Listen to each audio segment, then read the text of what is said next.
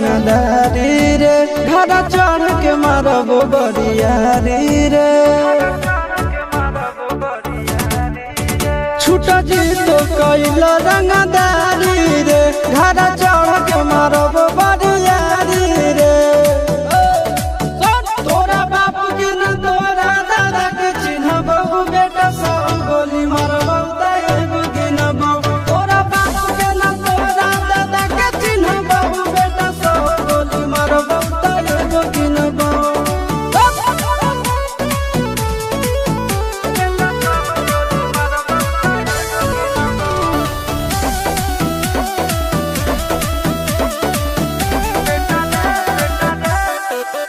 बेटा रे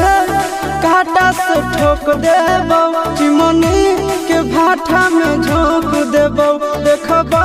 कवन बाप बचैतौ तोरा प्रशासन के गाड़ी भी रोक देबौ बेटा जी सुनो बेटा रे काटा से ठोक देबौ चिमनी के भाटा में झोंक देबौ देखबौ कवन बाप बचैतौ तोरा प्रशासन के गाड़ी भी रोक देबौ तोरा जैसन के हम खड़े खड़े गिनबौ बेटा सब गोली मारबौ तैगो गिनबौ तोरा बाप के न तोरा दादा के चिन्हबौ बेटा सब गोली मारबौ तैगो गिनबौ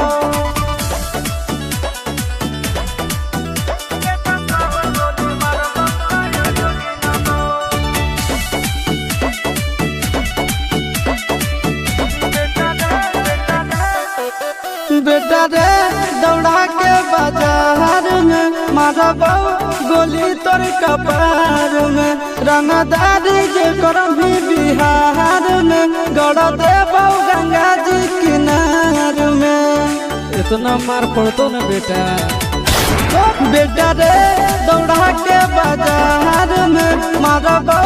गोली तोर कपार में रंगदारी जे करम भी बिहार में गड़ देबौ गंगा जी किनार में कहो चिंटू आशीष के कारण सुनबौ बेटा सब गोली मारबौ तैगो गिनबौ तोरा बाप के न तोरा दादा के चिन्हबौ बेटा सब गोली मारबौ तैगो गिनबौ